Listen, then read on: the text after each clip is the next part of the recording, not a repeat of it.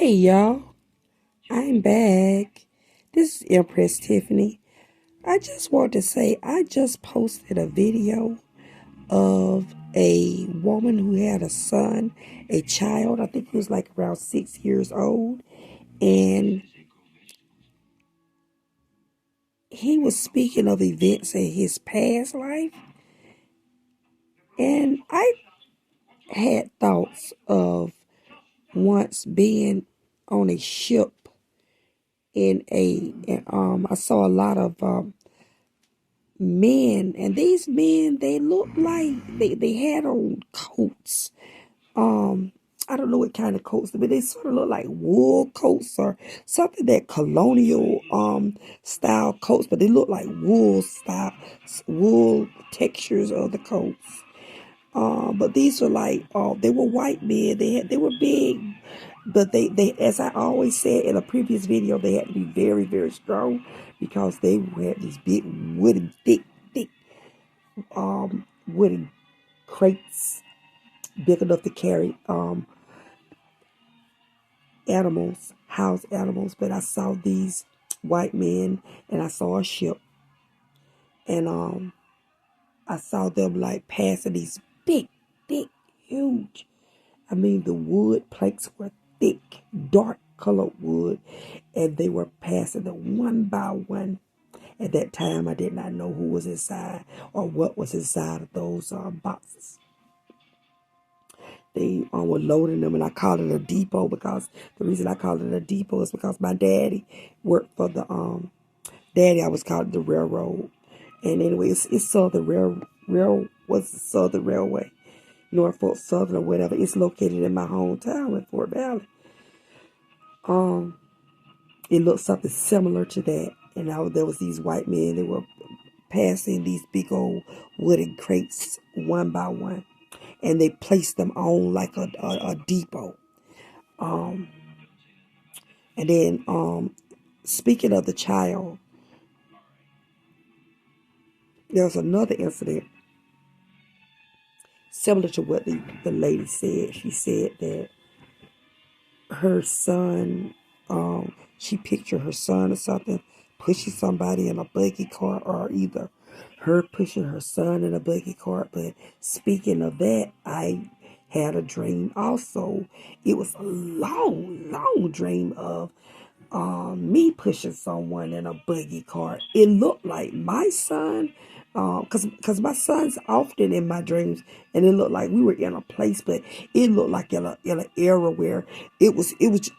I pictured Florida. That's what I pictured, and it was it was like a lot of destruction there. It was during like a war, but it wasn't a war. It was different. It was in a different place.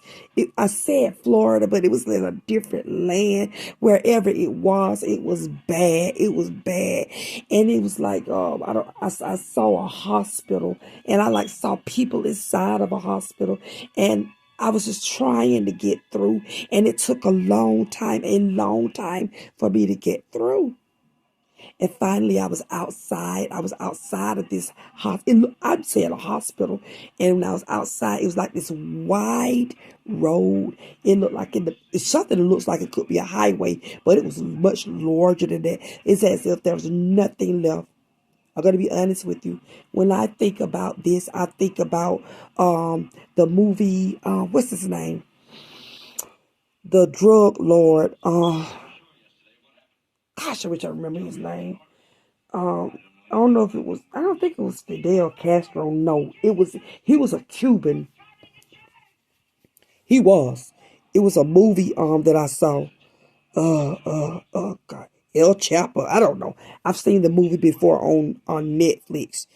It was this kingpin. He was sort of like heavy set. I remember him in the movie as a child, living like in the country places of Cuba. Um, but anyway, he ended up being this big drug lord. But I remember, and I'm not making it up, but anyway, it seemed like something similar to that. And I remember I was pushing a child in a buggy myself. And I remember somebody was kind of crippled, and it also is like I was helping people, I was assisting people in this dream. I also had I've had a lot of dreams, and I'm just going back recounting some of the dreams I've had. I dreamed that I woke up once and I was speaking French, but that's when I was younger, and I spoke it so fluently. My cousin spent the night over there one day. It was my cousin Joanne's daughter. I said, Angie, I said, have you ever been able to speak French out the blue? And she looked at me and my cousin Jerome. Um, I said, Jerome and Angie, have y'all ever had the experience where y'all could speak French? As I spoke it very fluently in my dream. And they looked at me like I was crazy. They said, no. I also had a dream once of being around in like a swamp, walking through a swampy area. There were so many snakes. Everywhere I looked, everywhere I looked, everywhere I looked, everywhere I looked, there were snakes. But I was a little scared, but I went in, I went in. I knew I had to do what I had to do because my son was on the other side and I had to go through those snakes. There was no way around in that swamp. I mean, there was so many. Oh my God, it was a huge swamp and I had to get through. I mean, there were all size snakes, big ones, little ones. And I walked through that snake. As I was walking through that snake, right before I got to like the edge of the before the water began on the ground, I accidentally stumbled in a bear trap caught my leg. And in the dream, I still walked through with that bear trap on my leg, trying to get to my son on the other side. And I was walking through that, all those snakes, all those. But let me tell you something, they didn't touch me. They did not touch me. I mean, I was dragging. I drug that my leg with that bear trap on it, and my baby over there on the other side.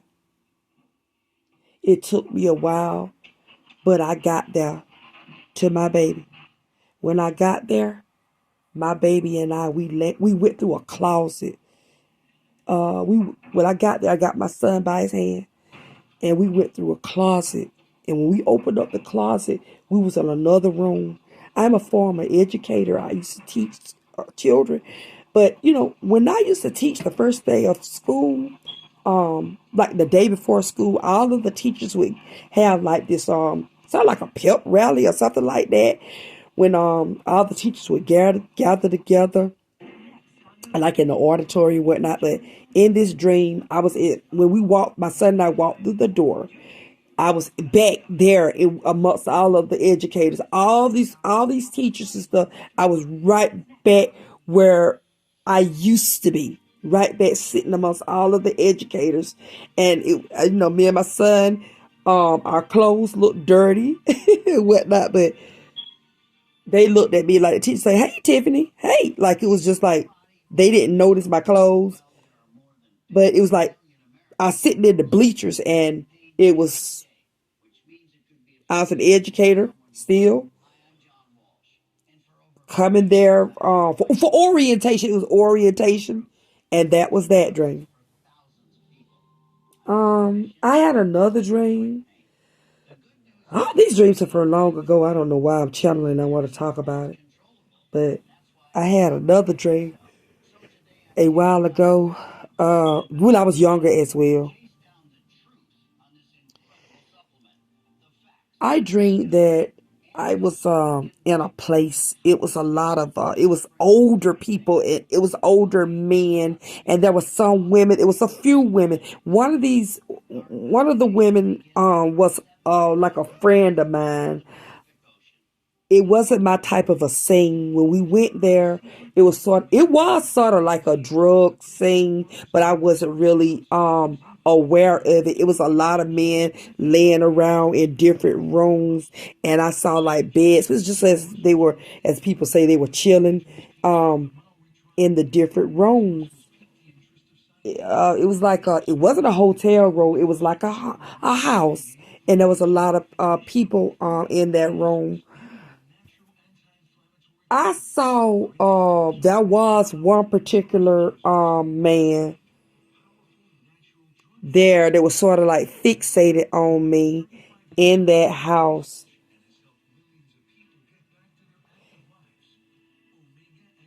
He was somewhat kind to me. There was drug paraphernalia in that house. There were a lot of people in that house, and I didn't like it inside of that house. It was as if I couldn't breathe in that house. I could not breathe in that house at all. And I just wanted to escape from that house. And some kind of way,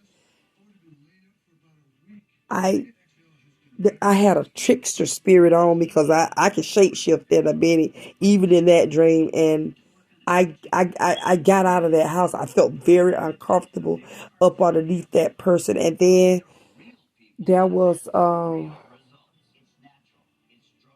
another dream that I had. Well, this wasn't a dream. This was an actual experience. Once I was a little girl. On that day, it was my birthday. I know it was my birthday because my mom did my hair. I had on a yellow dress. I was a little girl. I was always sort of small and frail. I was very sickly. I caught colds all the time. My grandma Pauline, she favored me. She used to always look on me and smile. My cousin Joanne always said she called me the baby girl. She didn't favor my sister Laura, but she favored me and my brother Jack Jr. My daddy was her favorite child. You know, we shouldn't have favorites, but she did. And my daddy, Jack Sr., was her favorite. But anyway, on that day, my mom had did my hair. She had my hair in two little cute little ponytails, sort of like like little twist puffs. And she had me on this pretty dress. As a matter of fact, my mom made that yellow dress for me. It was my birthday that day. And I remember on that day, my grandmama lived on Moore Street when I was a little girl. I probably had just turned 5. It was my birthday is June 17th. But anyway, I had just turned 5 years old on that day. And I remember that on Moore Street, there was this building. It had like a apartments, but the doors were like, they were like open slots where people, I thought that I assumed they were college students, and you could easily run through those doors. And like, I was a kid, me and my cousin Woodrow, we called him Mike. It was me, him, and Laura. I don't remember Laura, but I remember me and Mike. We were over there playing, and then the next thing I knew, I was over there and I was still there playing. And I was on top of the stoops and I could not get down. And then I remember there was a little boy, but this boy he was about 2 or 3 years older than me. I don't think I know his name started with a J. I asked my ex-husband if he was him. Jerome said, no, that wasn't me, Tiffany. But anyway, his words were, hey, girl, you don't know how to get down. And I was kind of shy. I said, and I just shook my head no. He said, I'll show you how to get down. His words were, I'm going to show you how to levitate. Now, this was in real life. Real life. This kid, honest to God, this kid levitated. I mean, he walked on air for a minute or so. And then he stepped down with a smile on his face. He said, come on, you can do it, your turn. So I did too. I didn't stay up there. I levitated a little while and then I dropped down. But that's another dream that I had. But no, that was real time. That was real. But anyway, I gotta come back. I don't want to go over by 15 minutes. Bye.